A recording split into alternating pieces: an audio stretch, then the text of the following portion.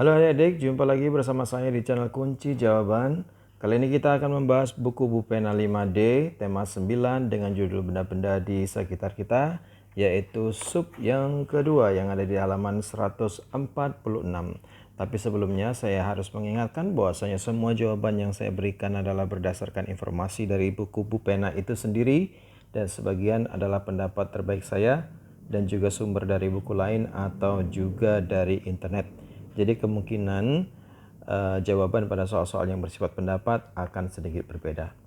Langsung saja kita menuju ke bahasa Indonesia.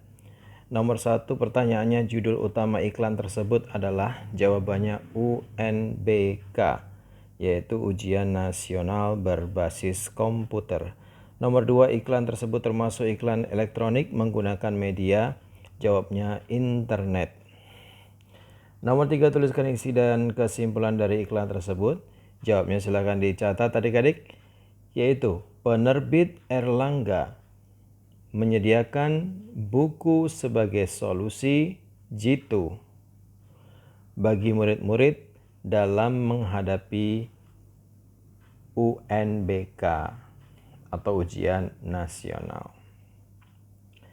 Sekarang kita ke nomor 4, jelaskan bagaimana cara mengingat informasi yang disampaikan melalui iklan radio. Jawabannya silakan dicatat adik-adik, yaitu dengan mengingat kata kunci dan penekanan intonasi dalam kurung intonasi. Hal menarik saat iklan disampaikan. Ini jawaban ada di buku.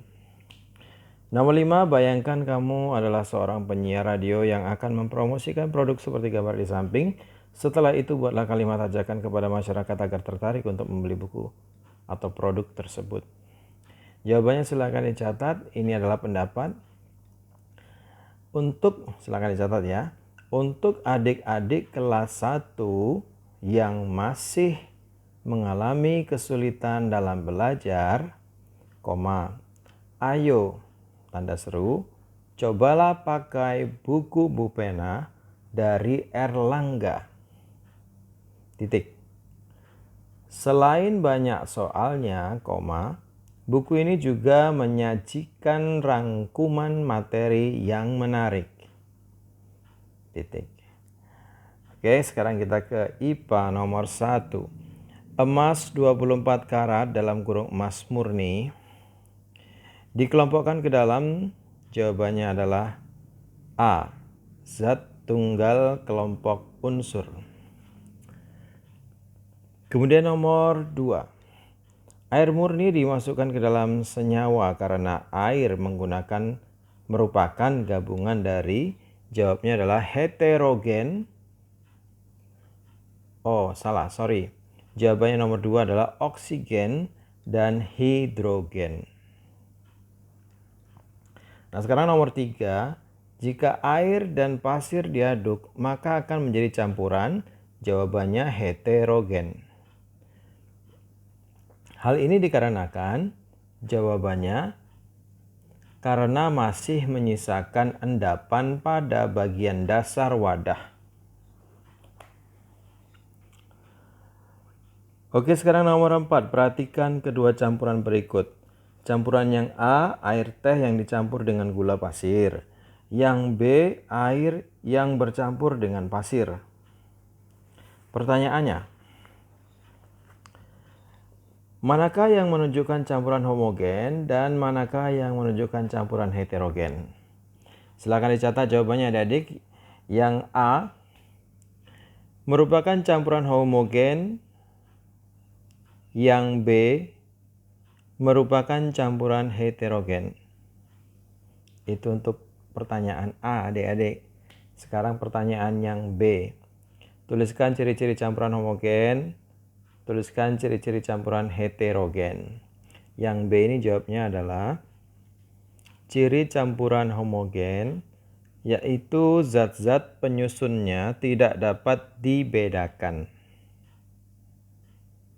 Sedangkan ciri campuran heterogen, yaitu zat-zat penyusunnya tidak mengalami interaksi sehingga kita masih dapat melihat zat-zat penyusunnya. Oke, sekarang nomor 5. Tuliskan zat terlarut dan zat pelarut pada masing-masing benda berikut. Yang A, kuah bakso yang diberi kecap. Jawabannya dicatat ya adik-adik. Untuk yang A ini, yang terlarut adalah kecap dan pelarutnya adalah kuah bakso. Yang B, susu bubuk yang dilarutkan dalam air hangat. Baiklah, yang terlarut adalah susu bubuk dan pelarutnya adalah air hangat. Yang C, tinta yang diteteskan ke dalam gelas. Kalau yang C ini, terlarutnya adalah tinta, pelarutnya adalah segelas air. Jelas ya adik-adik? Sekarang IPS nomor 1, Pak Eko memanfaatkan empang di sebelah rumahnya untuk pembudidayaan udang. Kegiatan ekonomi yang dilakukan oleh Pak Eko adalah jawabannya B, perikanan. Nomor 2, berjualan sayur dengan gerobak sayur dan berkeliling, termasuk usaha ekonomi, jawabannya distribusi.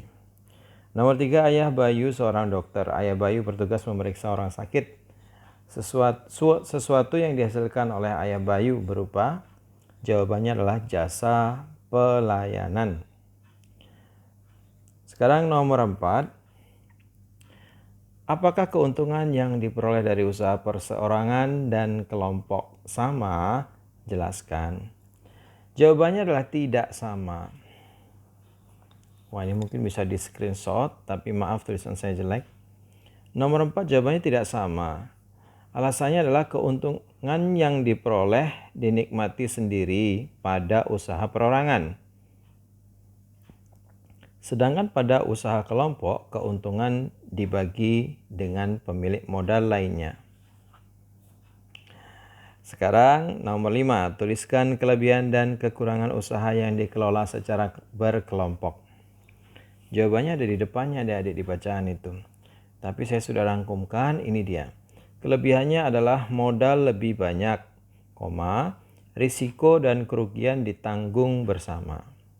Sementara kekurangannya adalah keuntungan dibagi dengan pemilik modal lainnya, rawan terjadi perbedaan pendapat. Sekarang PKN nomor 1, semboyan Bhinneka Tunggal Ika mengajarkan kita untuk, jawabannya adalah B, menghormati setiap perbedaan yang ada pada bangsa ini. Nomor 2, manusia tidak melakukan kegiatannya sehari-hari seorang diri, karena itu manusia disebut sebagai makhluk, jawabannya sosial. Nomor 3, semboyan Bhinneka Tunggal Ika yang digunakan oleh bangsa Indonesia tertulis dalam kitab, jawabannya Sutasoma. Nomor 4, tuliskan 3 keragaman yang dapat kamu temukan antara anggota keluarga di rumahmu.